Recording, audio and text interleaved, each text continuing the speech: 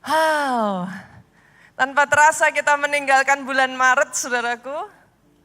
Sepanjang bulan Maret, kita dibawa untuk mengalami God the Father. Buat saya pribadi, saudara, understanding bagaimana hatinya Tuhan, segitunya dia ketika dia memutuskan untuk mengasihi saudara dan saya. I don't know dengan saudara, for me it's mind blowing. Bagaimana dia bisa mengatakan dia yang tidak menyayangkan anaknya. Itu buat saya mind blowing. Apalagi kalau anaknya aja dia kasih, apa sih yang dia nggak kasih buat saudara dan saya. Hari ini saudara kita memasuki bulan April, saya ingin membawa saudara melanjutkan perjalanan kita, boleh ya? Kita jalan lagi, experiencing God the Son. Jadi tema bulan April ini, My Dear Jesus. Saya akan membawa saudara, saya akan memperkenalkan kepada saudara satu sosok pribadi yang, apa ya saudaraku, saya berhutang segalanya pada pribadi ini. Ini adalah satu sosok pribadi yang sudah menyelamatkan hidup saya. Dia yang mengambil saya, dia yang menarik kehidupan saya, saudaraku. My best friend, sahabat terbaik saya, my everything, saudaraku, segalanya di dalam kehidupan saya. Dan izinkan hari ini saya memperkenalkan sahabat terbaik saya ini kepada setiap saudara di tempat ini. Dan bolehkah sebelumnya saudaraku kita berikan tepuk tangan terlebih dulu kepada pribadi yang sudah mengerjakan yang terbaik, yang lebih dari yang sanggup kita bayangkan. Sekali lagi boleh tepuk tangannya yang paling meriah buat Raja di atas segala raja. Experiencing God the Son. Saya akan memulai firman ini dengan sebuah percakapan yang terjadi antara Yesus dengan muridnya yang namanya Filipus, saudaraku. Dan kenapa percakapan itu menjadi sangat penting? Kita buka lebih dulu yuk. Yohanes pasalnya yang ke-14 ayatnya yang ke-8 sampai ayatnya yang ke-9. Saya bacakan buat saudara, kata Filipus kepadanya, Tuhan tunjukkanlah Bapa itu kepada kami. Itu sudah cukup bagi kami. Kata Yesus kepadanya, telah sekian lama aku bersama-sama kamu. Filipus, sampai di sini nanti saya lanjutkan saudaraku. Kenapa Yesus itu sampai ngomong gini, telah sekian lama aku bersama-sama kamu Filipus. Saudara harus memahami bahwa konsep guru dengan murid di zaman itu Pak, beda dengan konsep guru dan murid di zaman sekarang ini Bu. Kalau zaman sekarang saudara menyekolahkan anak, maka pikiran kita saudaraku adalah saudara drop anak saudara pagi hari, nanti siang atau sore saudara jemput anak saudara and that's it. Tetapi konsep guru dengan murid di zaman itu is totally different. Yang namanya guru dengan murid itu mereka tinggal bersama Pak. Zaman dulu kalau saya bilang itu guru saya, kemanapun dia pergi saya ikuti Pak. Saya tidur di tempat dia tidur, saya makan bersama dengan dia. Apapun yang dia lakukan saya lihat, disitulah saya dimuridkan, disitulah saya ditraining.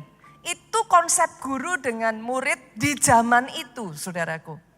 Itu sebabnya pada saat Filipus bertanya kepada dia, tunjukkan Bapak, Yesus itu ngomong, telah sekian lama loh aku bersama dengan kamu, masa engkau tidak mengenal aku? Ini pertanyaan yang sangat menarik saudaraku buat saya. Bahkan bagi Filipus setelah dia mengenal Yesus begitu lama, bagaimana bisa Yesus ngomong kok kamu masih belum kenal aku? Ini jadi satu pertanyaan yang gantian kita tanyakan dalam hidup kita saudara. Seberapa kita kenal Yesus? Itu yang jadi pertanyaan Pak. bukan how long. Karena di sini Yesus ngomong sama Filipus, kamu udah kenal aku sekian lama, bagaimana kamu belum mengenal aku? Jadi pertanyaannya bukan how long do you know him, tapi how far, seberapa kamu mengenal dia.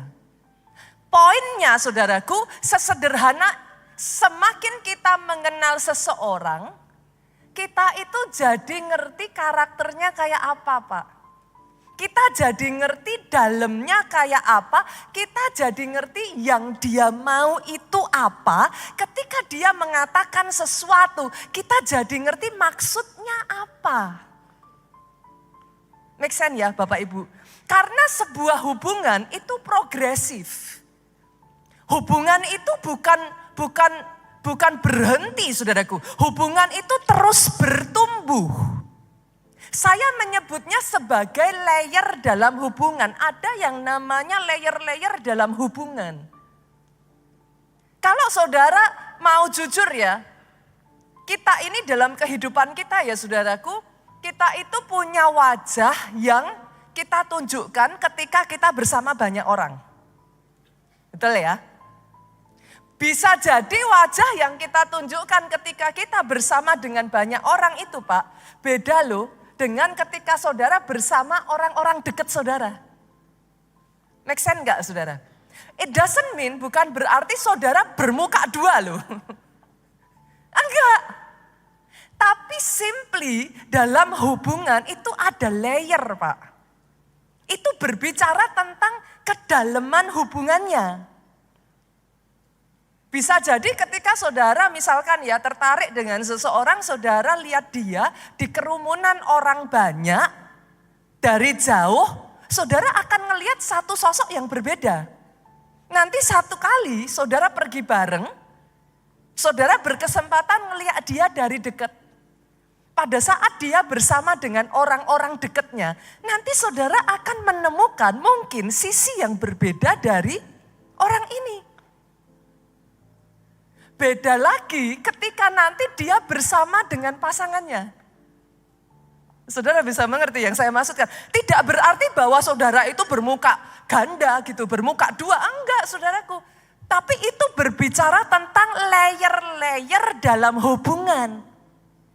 Semakin saudara lama kenal seseorang, setidaknya itu yang diharapkan Yesus, semakin engkau lama kenal.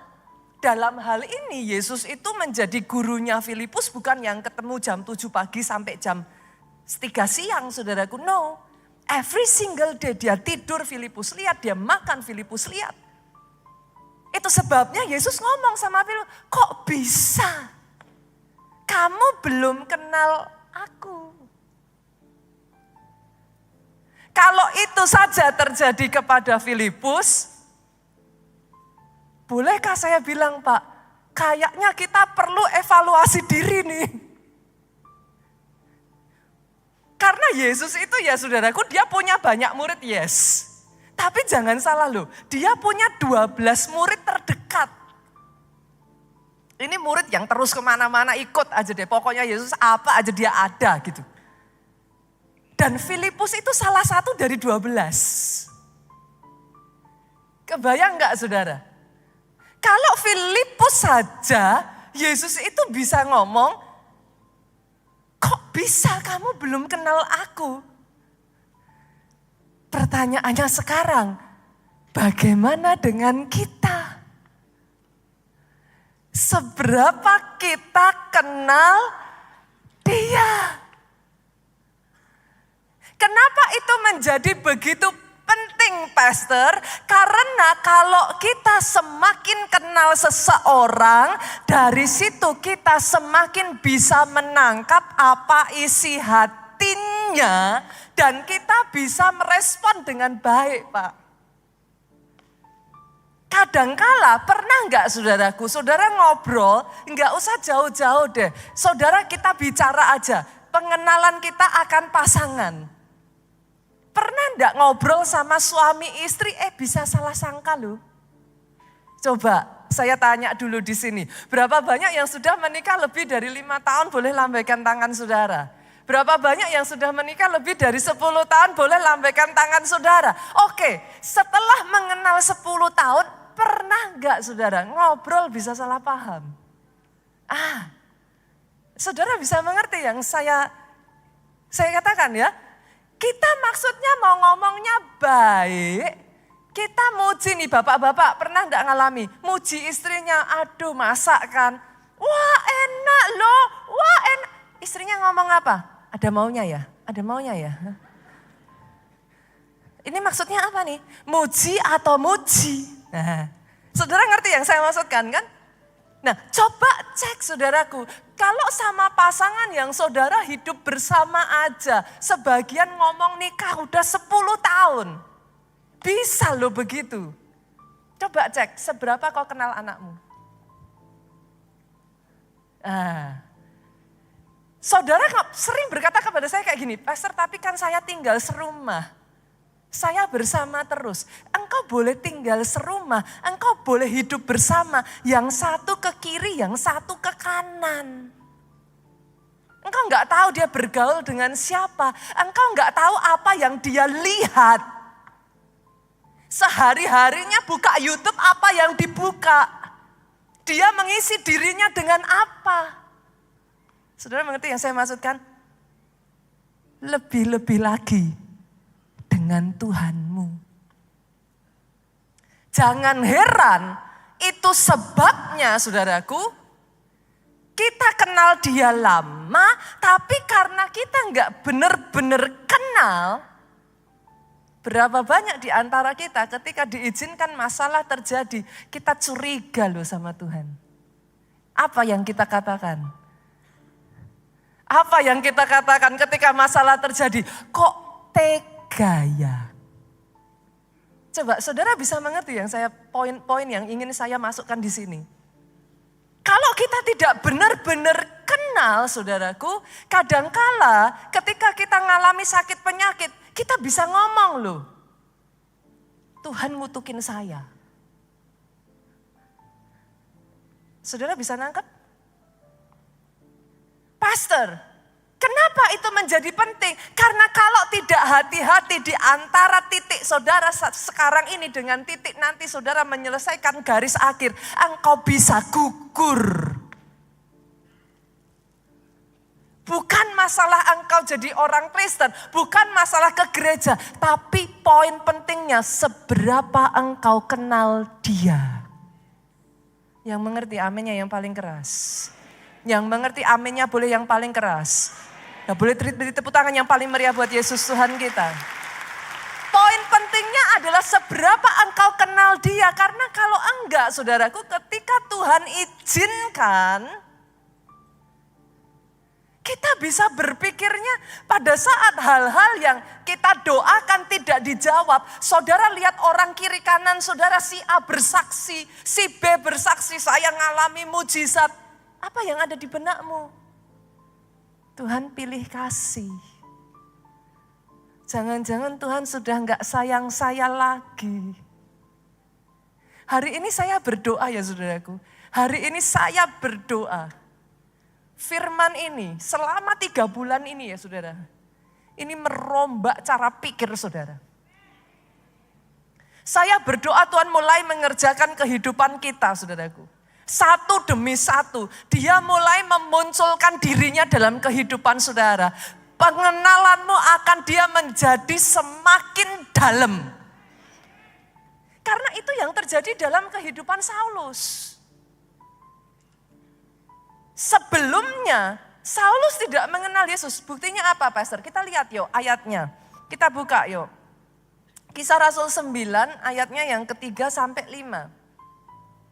Kisah Rasul 9 ayatnya yang ketiga sampai 5. Boleh saya baca ayat 3? Saudara baca ayat 4, ayat 5 kita baca sama-sama ya. Dalam perjalanannya ke Damsik, ketika ia sudah dekat kota itu, tiba-tiba cahaya memancar dari langit mengelilingi dia. Ayat 4 yuk dengan suara keras 2, 3. Ia rebah ke tanah dan kedengaranlah olehnya suatu suara yang berkata kepadanya, Saulus, Saulus, mengapakah engkau menganiaya aku? Sama-sama 2, 3, jawab Saulus, siapakah engkau Tuhan? Katanya, akulah Yesus yang kau aniaya itu. Dari ayat ini kita bisa mendengar Saulus itu berkata, who are you Lord? Siapakah engkau Tuhan?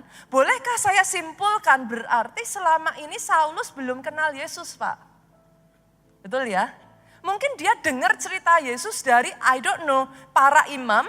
Karena minggu lalu kan kita sudah belajar saudaraku. Cerita itu ditwist. Ada penjaga-penjaga yang memang dibayar untuk memutarbalikkan cerita. Mungkin Saulus mendengar dari sesama koleganya. Karena tidak mengenal Yesus, Saulus begitu benci sama Yesus, Pak. Begitu bencinya Saulus sama Yesus sampai-sampai dia mengambil keputusan, dia aniaya murid Yesus. Saudara bisa ngelihat apa yang terjadi ketika kita tidak sungguh-sungguh mengenal Tuhan kita. Kita jadi salah sangka loh Bu. Dari salah sangka kita salah respon. Dari salah respon sama-sama maksudnya baik kita salah akhirnya negative thinking. Dari negative thinking, kalau nggak hati-hati, suami istri aja bisa berujung pertengkaran. Saulus karena dia tidak mengenal Yesus, dia salah pikir. Dia pikir Yesus itu jahat, dia pikir Yesus itu nggak benar, dia pikir Yesus itu sesat. Itu sebabnya dia aniaya murid-murid Yesus. Kita ngelihat apa yang Saulus lakukan dan kita berkata, Pastor, setidaknya saya nggak begitu. Yakin saudara? What do you mean Pastor? Apakah Pastor pikir saya menganiaya Yesus? Saya menjahati Yesus? Coba saudara. Coba kita renungkan ya. Berapa banyak gara-gara kita tidak benar-benar kenal hatinya Yesus. Tuhan kasih perintah jauhi dosa. Berapa banyak orang di luar sana berpikirnya apa? Tuhan jahat. Merampas kemerdekaan saya. Jadi orang Kristen tuh gak enak. Apa-apa gak boleh, apa-apa gak boleh. Saudara bisa mengerti yang saya maksudkan? Meanwhile, buat Tuhan, that is a way to protect you. Yang mengerti katakan amin. Itu bukan masalah surga neraka saja saudaraku. Kamu jangan buat dosa ya, nanti masuk neraka ya. No, karena dia punya rencana yang begitu besar.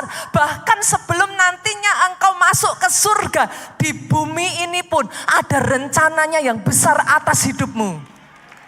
Oh, tepuk tangannya boleh sekali lagi yang paling meriah buat Yesus Tuhan kita.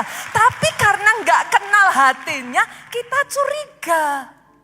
Ah Yesus Tuhan maunya cuma membatasi aja, ini nggak boleh, itu nggak boleh. Kuno, nggak fun. Kristen itu nggak fun. Saudara ngerti? Berapa banyak ketika Yesus kasih perintah pergi, jadikan semua bangsa murid. Jujur.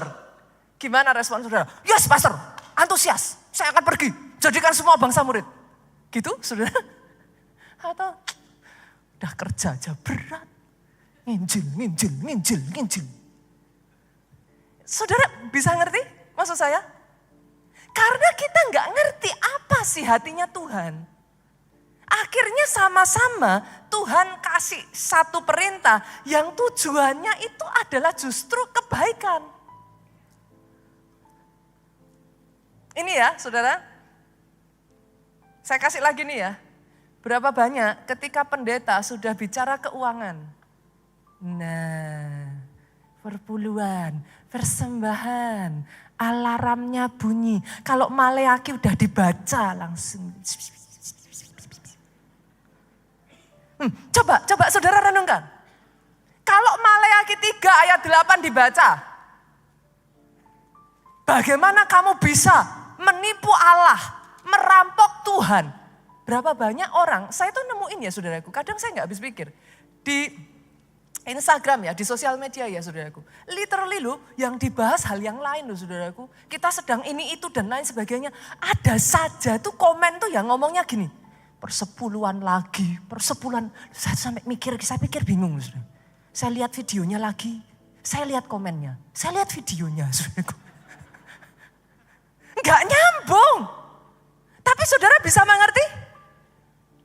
Tujuannya Yesus kasih perintah itu, kenapa sampai dikatakan bagaimana manusia bisa merampok Allah? Sebagian ngomong gini, Tuhan enak saja kok nuduh saya ngerampok Tuhan. Ada yang berpikir bisa begitu? Ada yang berpikir Tuhan tuh kok tega sekali sih, udah hidup susah, perjuangan berat, masih disuruh ngasih persepuluhan. Kalau enggak hati-hati sama seperti Saulus saudaraku. Loh jujur, akhirnya kan pendetanya ikut dibully toh. Loh coba, ayo. Berapa kali? Kalau jujur tanya ya saudaraku, akhirnya yang kena siapa? Nah, pendetanya yang kena toh. Nah, ini akalannya pendeta. Ini paling nanti uangnya masuk kantongnya pendeta. Lah, saudara bisa melihat? Karena tidak mengenal, padahal buat Tuhan ketika dia mengatakan demikian, hatinya adalah all for you. Ketika dia berkata engkau merampok aku, bukan ngambil uangnya Tuhan, no. Tapi Tuhan itu terikat pada perjanjiannya. Ketika kita memilih untuk keluar dari perjanjian itu, sebuah perjanjian itu dua belah pihak. Satu pihak tidak melakukan bagiannya, maka dengan sendirinya perjanjian itu batal. Saya berdoa ya saudaraku, I wish hari ini ya, saudara bisa melihat, saudara mengenal, mengalami dia secara pribadi. Karena ketika Saulus yang sama yang tadinya belum mengenal dia, menganiaya Yesus, menganiaya murid-muridnya. Coba lihat saudaraku, apa yang terjadi ketika hari itu saudara, Saulus ketemu dengan Yesus. Kita buka ayatnya di dalam Filipi 3 ayatnya yang ke-7 sampai ke-9. Saya akan bacakan kepada saudara terjemahan masa kininya saudaraku.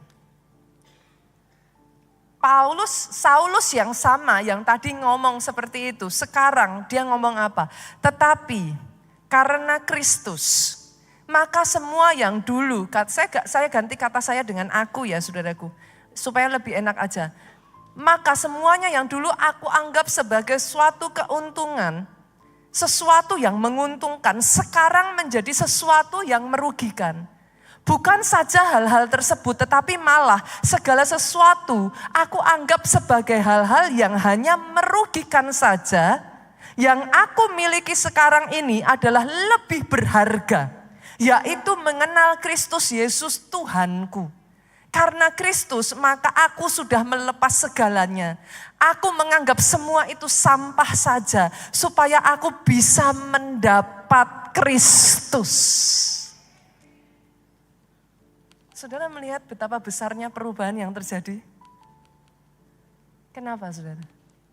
Sekarang Saulus matanya terbuka. Ada momen di mana mata Saulus itu dibutakan secara jasmani. Tapi di saat itulah saudaraku, mata rohnya terbuka. Dia melihat betapa ajaibnya, betapa dahsyatnya, baiknya, luar biasanya Kristus dalam hidupnya. Hari ini saya berdoa saudaraku, setiap layer-layer selubung yang selama ini menutup dalam kehidupan saudara dibukakan.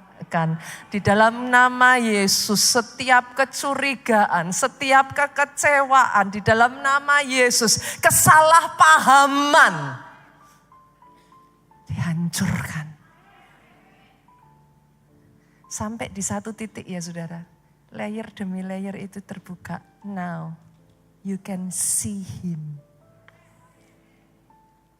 Nah, saya akan masuk pada poin utama saya nih sekarang. Pertanyaannya, setelah layer-layer itu terbuka, who is he? Siapa dia? Siapa Yesus? Hari ini saya akan membagikan 2 poin saja, saudaraku. Tapi honestly ya saudara, saya percaya khotbah-khotbah yang seperti ini, itu khotbah-khotbah yang sangat penting untuk pertumbuhan rohani seseorang. Who is he? 2 hal saudaraku. Yang pertama saudara, he is the Messiah. Dia itu Mesias, Yesus adalah Sang Mesias. Kita buka Lukas pasalnya yang ke-9. Lukas pasalnya yang ke-9, ayatnya yang ke-18 sampai ayatnya yang ke-20. Yang sudah ketemu boleh katakan amin. 18 saya bacakan, 19 bantu saya ya saudara. 20 kita baca sama-sama. Pada suatu kali ketika Yesus berdoa seorang diri, datanglah murid-muridnya kepadanya. Lalu ia bertanya kepada mereka, kata orang banyak, siapakah aku ini? 19 yuk dengan suara keras, 23. Jawab mereka, Yohanes Pembaptis. Ada juga yang mengatakan Elia. Ada pula yang mengatakan seorang dari nabi-nabi dahulu yang telah bangkit. 20 sama-sama 23. Yesus bertanya kepada mereka, menurut kamu, jawab Petrus, menurut kamu siapakah aku gini? Saudaraku, ini adalah pertanyaan yang jarang ditanyakan. Kenapa? Karena sekarang saudara sudah jadi orang Kristen. Tapi kalau hari ini pertanyaan ini ditanyakan kepada saudara, orang luar menganggap dia sebagai nabi. Ada yang menyebut dia guru, ada yang menyebut dia mungkin tokoh berpengaruh di zamannya. Tapi kalau hari ini Yesus berdiri di depan saudara dan dia bertanya, menurutmu siapa aku? Saya nggak tahu apa yang jadi jawaban saudara. Karena hari-hari ini ada loh yang bahkan imannya goyah. Ketika pertanyaan ini ditanyakan, saudara tidak lagi bisa menjawab. Saudara hanya bisa terdiam dan saudara berkata, Pastor, to be honest, I don't know. Saya nggak tahu. Ini pertanyaan yang Yesus tanyakan, menurutmu siapa aku ini? Dan amazingnya hari itu, Petrus menjawab satu jawaban yang sangat luar biasa. Engkau Mesias yang dari Allah. Saudara tahukah saudara, kata Mesias itu adalah bahasa Ibrani. Yang punya arti yang sama kalau di dalam bahasa Yunaninya Kristus. Jadi ketika saudara berkata Yesus Kristus, itu sama seperti saudara itu ngomong Jesus the Messiah. Artinya Yesus Kristus itu adalah kata Kristus. Itu berarti yang diurapi. Kata yang diurapi itu berarti yang di-assign. Yang ditugaskan, yang diberikan mandat. Yesus Kristus adalah dia yang diurapi untuk menyelamatkan umat manusia. Sampai di situ saya yakin kita bersama tahu ya saudaraku. Itu adalah satu hal yang ya mungkin sebagian dari saudara, sebagian belum pernah mendengar, tapi most of you, sebagian besar dari saudara sudah pernah mendengar hal ini. Pertanyaannya saudaraku, bagaimana Yesus bisa disebut the Messiah? Ini yang gak banyak orang memahami saudara. Tahukah saudara, Yesus diberikan gelar ataupun sebutan the Messiah itu bukan klaim kosong loh saudara. Buat sebagian dari saudara yang pastor pokoknya saya percaya saja. Saya orang Kristen, masa enggak percaya Yesus juru selamat? Kalau saya tanya, kenapa kau percaya dia itu juru selamat? Harus ada reasonnya dong, saudara. Kalau enggak, setiap orang berhak ngomong, I am the Messiah. Kenapa Yesus layak disebut sebagai the Messiah? Harus ada reasonnya. Klaimnya enggak boleh klaim kosong. Dan hari ini saya mau membagikan kepada saudara, proudly saudaraku, happily, joyfully, saya ingin membagikan kepada saudara alasan kenapa dia disebut Mesias. Sekian minggu yang lalu saudara, kalau saudara masih ingat saya membagikan tentang Alkitab. Kita berbicara tentang Alkitab kita ya. Bagaimana Alkitab itu ditulis oleh lebih dari 40 orang yang berbeda Pak. Berasal dari benua yang berbeda-beda. Melalui jarak waktu yang bisa dikatakan lebih dari 1.500 tahun Pak. Oke? Jauh sekali. Tapi hebatnya, Alkitab yang ditulis oleh orang yang berbeda dari sudut latar belakang orang yang berbeda. Ada yang petani, ada yang nelayan, ada yang raja, ada yang nabi. Berbagai macam jenis profesi saudaraku, melalui 1.500 tahun ini saudara, dia punya kesamaan tema. Kesamaan temanya apa? Keselamatan untuk umat manusia. Di dalam Alkitab, kalau saudara membaca di seluruh Alkitab, dari perjanjian lama sampai ke perjanjian baru, saudara akan menemukan kesamaan tema ini. Keselamatan untuk umat manusia. Itu sebabnya kalau saudara membaca di dalam perjanjian lama, saudara akan menemukan yang saya sebut sebagai nubuatan mesianik. Nubuatan tentang Sang Mesias. Karena memang itu sudah direncanakan sama Tuhan sejak dari dulu saudaraku. Nah inilah yang saya ingin mengajak saudara untuk melihat. Nubuatan-nubuatan tentang Sang Mesias ini, saudara. Kita buka ya, nanti saudara boleh lihat saja ke layar, saudara. Saya akan membacakan kepada saudara, apa sih nubuatan-nubuatan yang diberikan tentang Sang Mesias. Mika 5 ayatnya yang kedua, menyebutkan di sana bahwa Mesias akan lahir di Bethlehem, saudaraku. Muncul ya, oke. Perhatikan baik-baik ya saudara. Jadi ke depan kalau saudara menyebut Yesus itu juru selamat, itu bukan klaim kosong, saudara jadi ngerti gitu. Hosea 11 ayat 1 menyebutkan Mesias akan tinggal sementara di Mesir. Matius 2 ayatnya yang ke-23 menyebutkan Mesias akan disebut orang Nazaret. Masuk lagi ya saudara, Sakaria 9 ayatnya yang ke-9 menyebutkan Mesias akan masuk ke Yerusalem menaiki keledai beban muda. Oke, lanjut lagi ya, Sakaria 13 ayat 6 menyebutkan Mesias akan dikhianati oleh orang yang dekat dan menderita luka. Jalan lagi ya saudara, jalan lagi ya. Sakaria 11 ayat 12 menyebutkan Mesias akan dikhianati demi 30 uang perak. Jalan lagi ya.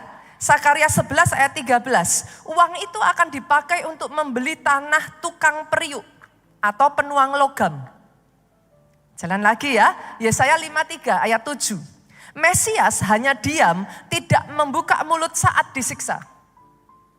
Jalan lagi ya. Mazmur 22 ayat 17. Mesias akan ditusuk tangannya, penjahat di antaranya, banyak orang akan memandang dan membuang undi atas jubahnya. Perhatikan ke depan, this is my point.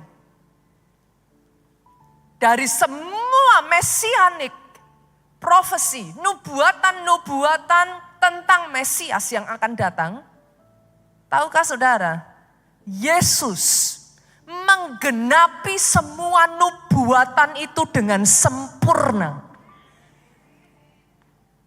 Oh, saya tidak mendengar kata amin yang paling keras dari tempat ini, saudaraku. Boleh nggak saya perjelas, saudaraku? Karena saya merasa wow-nya saudara dengan wow saya berbeda. Saya perjelas ya. Seorang ahli matematika, saudara, membuat satu perbandingan. Namanya adalah Peter Stoner, saudara. Dia membuat satu menghitung probabilitas. Diambil dari 8 nubuatan saja. Enggak jauh-jauh, jangan yang lain-lain dulu. Karena nubuatan itu banyak sekali, saudara. Hebatnya tadi seperti yang saya katakan, Yesus menggenapi semua nubuatan itu. Peter Stoner mengambil 8 nubuatan itu, saudaraku. Dia membuat probabilitas. Saya bacakan kepada saudara, lihat ini. Kemungkinan kalau ada orang yang lahir di Bethlehem, satu. Banyak dong yang lahir di Bethlehem. Oke ya, ini pemahamannya saudara harus nangkep dulu. Oke, orang yang sama yang lahir di Bethlehem itu, yang kedua harus masuk ke Yerusalem menaiki keledai beban muda. Oke ya, orang yang sama yang lahir di Bethlehem yang masuk ke Yerusalem dengan menaiki keledai beban muda itu, saudaraku, harus dikhianati oleh orang terdekatnya. Dibuat probabilitasnya, saudara.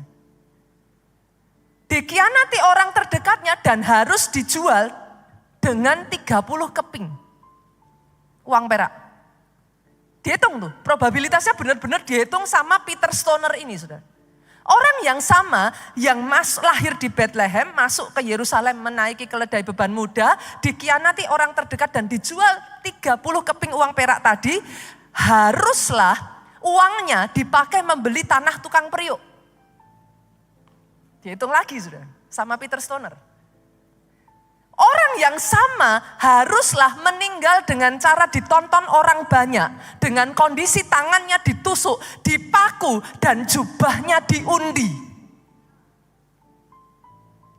Saudara sekarang tahu kenapa saya wow.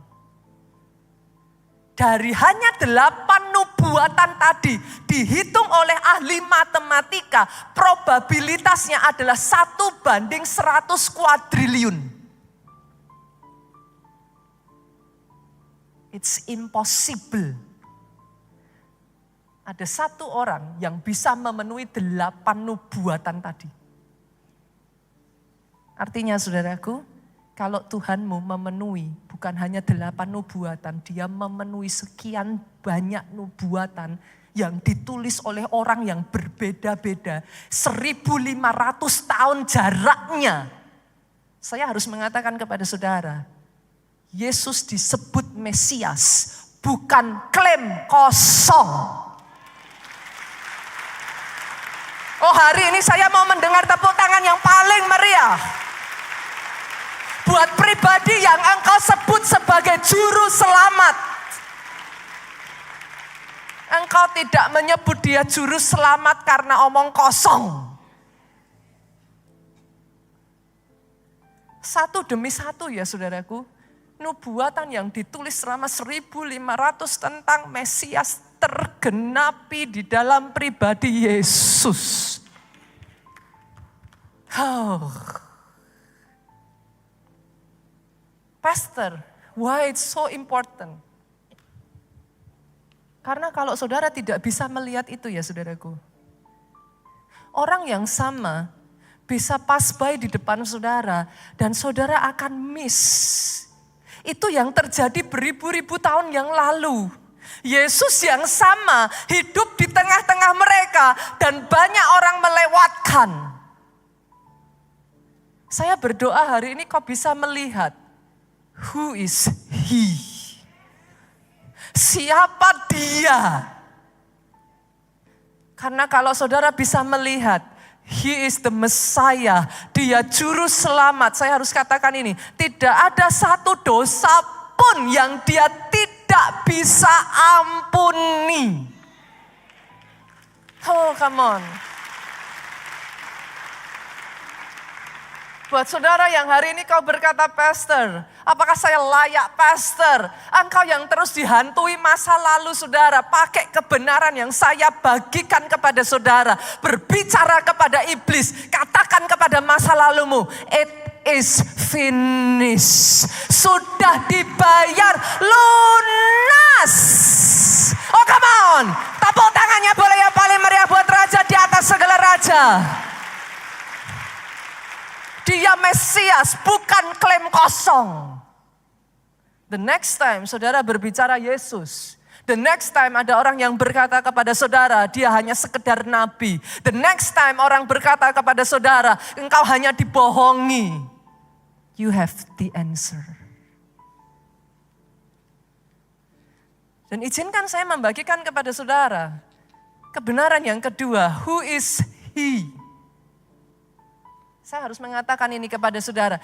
Dia 100% manusia, saudaraku. Dan dia 100% Allah. Kebenaran ini banyak orang yang tidak bisa menerima dengan begitu saja, saudaraku.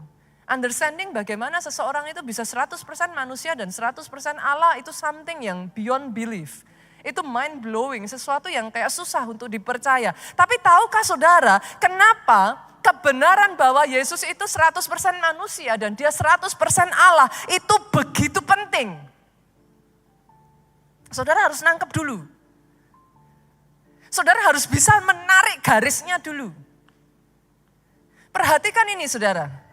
Karena kalau dia hanya 100% manusia saja, maka dia tidak kompeten disebut Mesias. Kok bisa? Roma 3 ayat 23 mengatakan, semua manusia sudah berbuat dosa. Saudara dan saya seharusnya tinggal di Indonesia, saudara familiar dengan konsep penebusan loh. Karena saudara sepupu kita masih melakukannya. Zaman dulu saudara, kalau orang berbuat salah, supaya dia bisa dibenarkan, dia harus mengorbankan satu korban, supaya itu bisa menghapus kesalahannya. Yang gak banyak diketahui orang, dan sekarang ini sudah semakin degradasi, di zaman itu aturannya saudaraku, korban yang dikorbankan itu gak boleh sembarangan korban loh saudara. Dia harus dibesarkan dari tangan saudara. Saudara ngorbanin sapi tetangga mah gampang. Saudara mengerti yang saya maksudkan? Bagaimana kalau anjing yang tidur bersama dengan saudara, makan dari tanganmu, dia meluk engkau, pada saat engkau nangis dia ada bersama dengan engkau, that's a different story. Saudara mengerti yang saya maksudkan di sini? Itu sebabnya kenapa nggak boleh sembarangan. Korban itu punya kedekatan dengan saudara.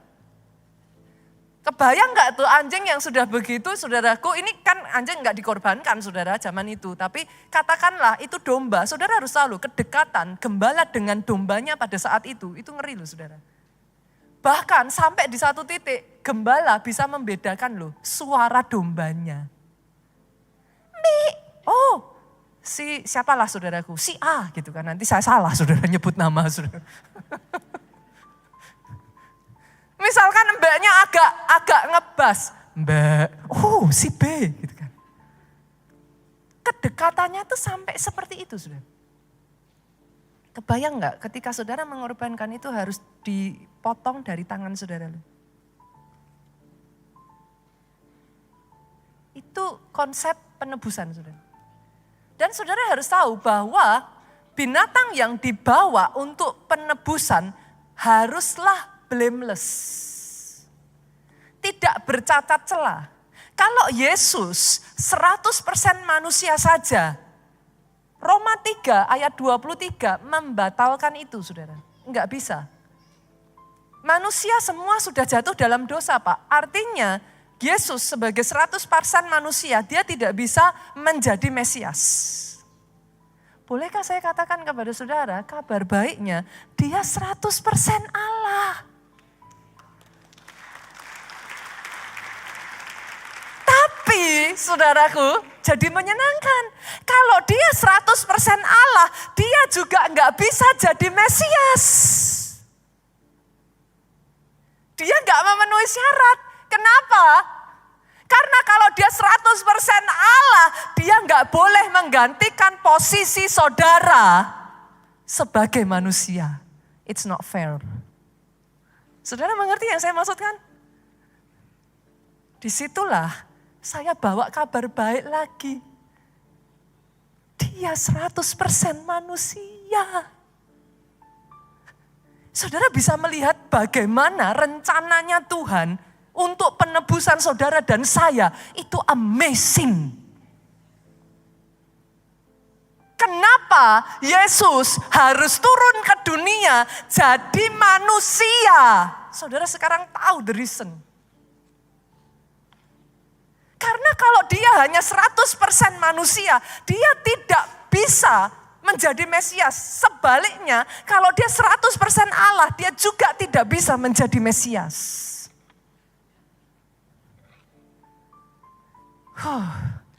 I don't know with you ya saudaraku, kebenaran ini buat saya mind blowing. Sejak momen di mana Adam jatuh di dalam dosa, dia sudah merencanakan itu satu persatu dengan teliti. Dia menuntun satu demi satu dengan teliti.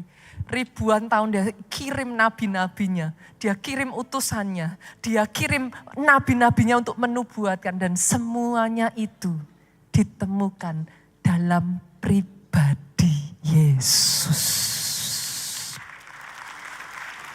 Oh, tepuk tangan sekali lagi. Boleh yang paling meriah buat Yesus Tuhan kita serukan haleluya. Pemain musik boleh maju ke depan saudaraku. Hari ini saya berdoa ya saudara. Do not miss it. Jangan lewatkan. Kadangkala, kalau kita tidak mengenal dia secara pribadi ya saudara, kita bisa salah paham loh. Kalau kita tidak mengenal siapa dia, berapa banyak seringkali dalam kehidupan kita ini ya, kita mengecilkan kemampuan Yesus loh. We belittle him. Di momen-momen di mana diizinkan saudara mengalami masalah, saudara mempertanyakan, di mana Tuhan, bisakah Tuhan menolong saya? Apakah Tuhan masih mengasihi saya? Tempatkan posisi saudara sebagai Yesus, yang dalam kondisinya sebagai Allah, rela turun ke dunia, menjadi manusia, merendahkan diri, sampai mati di atas kayu salib buat saudara dan saya. Lalu kemudian saudara berkata, apakah Yesus masih sayang sama saya? Saudara bisa ngerasain gak tuh rasanya saudaraku? Istri-istri aja, ketika saudara sudah lakukan segalanya untuk keluargamu, suamimu mempertanyakan engkau, rasanya kayak apa? Saya berharap hari ini saudara bisa menangkap kebenaran ini, saudaraku. Tegakkan kepala saudara, hadapi masalahmu, saudara. Engkau punya confident ketika kau melalui setiap masalah demi masalah. Karena kau tahu how much he love you. Apa yang sudah dilalui Allah untuk merencanakan semuanya itu. Sampai tiba di titik Yesus mati di atas kayu salib.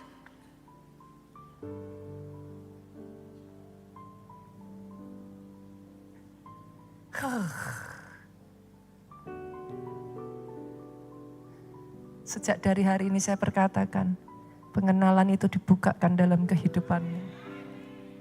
Kekristenanmu tidak lagi cetek, kekristenanmu tidak lagi shallow. Engkau tidak lagi mempertanyakan perintahnya. Tahukah saudara kenapa Abraham berbeda dengan yang lain? Kebayang gak saudaraku? Abraham diminta Tuhan untuk mempersembahkan anaknya loh.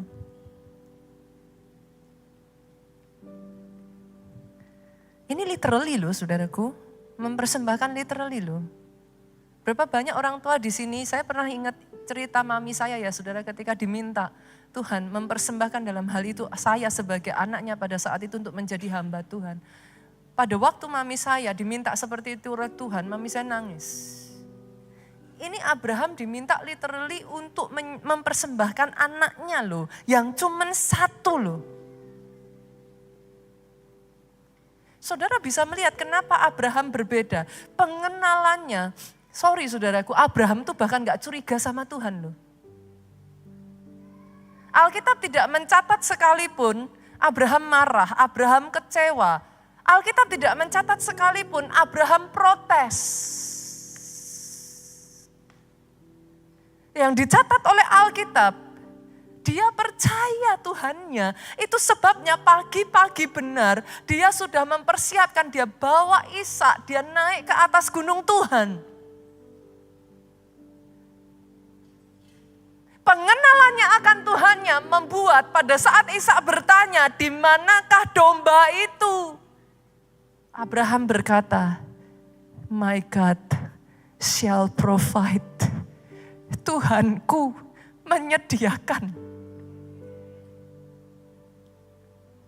Saya berdoa ya saudaraku di dalam momen-momen yang saudara Tuhan izinkan terjadi dalam hidupmu.